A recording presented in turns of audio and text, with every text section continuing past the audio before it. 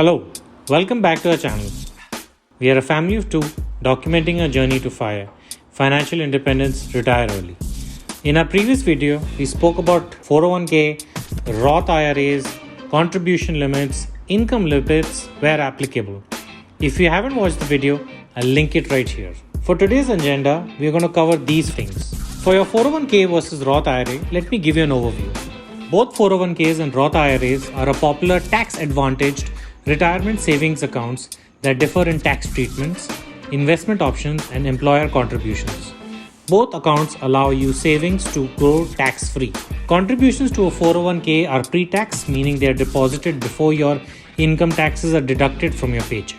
However, when in retirement, withdrawals are taxed at your then current income tax rate. Conversely, there is no tax savings or deductions for contributions to a ROTH IRA. However, the contributions can be withdrawn tax-free when in retirement.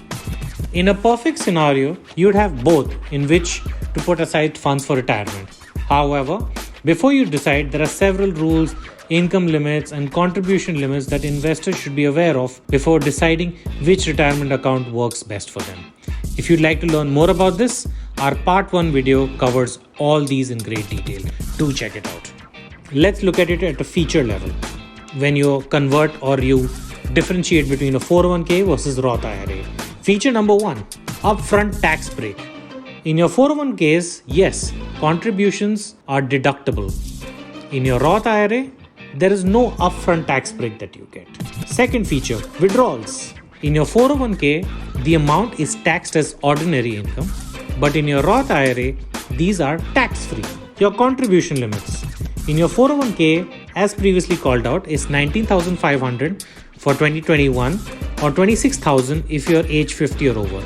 In your ROTH IRAs, your contribution can be about $6,000 or $7,000 if you're over the age of 50. Income limits. In your 401k, there are no income limits and it's primarily determined by your employer. In your ROTH IRA, yes, there are income limits. At higher income, contributions are reduced or eliminated. In short, if you are in the high tax bracket or an income bracket, you are likely unable to contribute to a ROTH IRA. Employer match. In your 401ks, there is an employer match as long as you're below the federal limit of about $57,000 or $63,500 if you're age 50 or over. In your ROTH IRA, there is no employer match. Let's talk about the next feature, which is automatic payroll deduction. In your 401k, you can have that enabled, but in your ROTH IRA, you typically don't have these enabled. What is the earliest age to withdraw funds without penalty? Well, in your 401k, it's when you reach age 59 and a half. In your ROTH IRA, you can withdraw contributions at any time, but your earnings only post 59 and a half. What about your required minimum distributions? In your 401k, your required minimum distributions must start by April 1st following the later of the year you reach age 72 or the year you retire, which means once you hit age 72, you're required to start withdrawing from your 401ks. While in your ROTH IRAs, you're not required to do so in your lifetime. What about the average fees? Well, on an average, your 401k plans have higher average fees, but in your ROTH IRA, the fees are typically lower. What about your investment choices? Typically, your 401k plans have fewer investment choices and your ROTH IRA accounts have many investment choices. Who maintains these? Typically maintained by employers in the case of 401ks, but in the case of ROTH IRAs, they are self-managed. As always, please consult your financial advisor when making such decisions. Now let's talk about a very common strategy that is used, which is called as the mega backdoor. There has been a lot of talk lately about the mega backdoor IRA. For a long time, it was an unspoken secret used by retirement planners. However, the IRS has released guidelines that specifically address both backdoor ROTH IRA conversions and the so-called mega backdoor ROTH IRA. As a result, it has gained even more popularity and interest. So what is the mega backdoor ROTH IRA? The mega backdoor ROTH IRA allows you to contribute an additional $38,500 into a ROTH IRA by leveraging the fact that some employers' 401k plans allow after-tax contributions up to the current limit of $58,000. Why would you want to use this? The backdoor ROTH IRA conversion is an indirect way to contribute to a ROTH IRA when you're not eligible to contribute directly because of your high income. Remember, in the first video, we spoke about how to be eligible for a Roth IRA, you have to meet the following income limits, which is $125,000 for single filers or $198,000 US for joint filers. If you make more than the income limits and have earned income, you can still contribute to a non-deductible traditional IRA.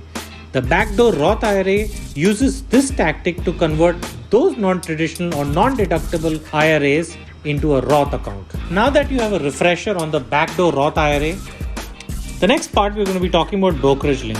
Now you've invested the $58,000 as per the IRS limit on contributions to these accounts, whether it's your 401k, traditional post-tax 401ks, your Roth IRAs. What happens next? Who manages these investments? There are basically two types of managements, as we would call it. One is either they are managed or they are self-directed. For managed accounts, typically your 401k contribution plus the match gets auto-invested in a target date fund based on your estimated retirement age. But what if you want to invest regularly in single stocks, ETFs, like how you would do in a traditional brokerage account? Well, for that, Fidelity has a service called Brokerage Link that allows you to put your pre-tax, after-tax dollars into what is called a Brokerage Link account, and you can invest just as how you would in a taxable brokerage account, which means it becomes self-directed. You are the owner and you manage what stocks it should be invested in. For example, if you don't want to invest in a target date fund but want to invest in, let's say, Microsoft, Apple, Amazon, Google, you can do that if you leverage this service called as Brokerage Link. What is a Brokerage Link? Brokerage Link gives you the ability to open a brokerage account within your 401k. This opens the universe of available investment options to much broader spectrum of securities. Some companies limit the type of investments you can own or the percentage of your 401k that can be moved to a brokerage account. Still, the wider selection of thousands of investment choices increases the level of diversification you can achieve and may give you access to investments that are superior to those offered in your standard 401k. Brokerage Link accounts can be professionally managed. If you don't have the time or temperament to manage the account, consider engaging a financial advisor for help. I believe there are certain limitations such as calling puts or calls or placing options. Correct me if I'm wrong in the comments if that is available in Brokerage Link accounts. If you use or leverage the Brokerage Link on Fidelity, you can use a lot of their zero commission ETFs or index funds and can invest in it commission free absolutely. Now the last part, there's often a question which comes, if I'm on a visa, should I invest in these? I don't intend on staying in the US beyond the 6 years. My recommendation is it depends.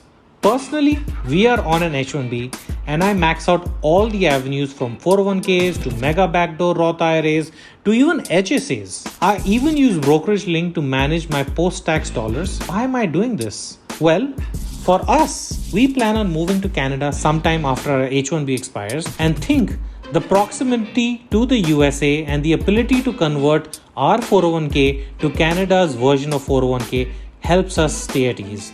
We also believe in the US and its economy and think that the country will continue to remain a hub for all economic activity for the next 50 years. If you don't have any such plans, I still think one should never leave free money on the table and you should at least contribute to the amount that your employer matches. Other than that, please consult a financial advisor for all such recommendations.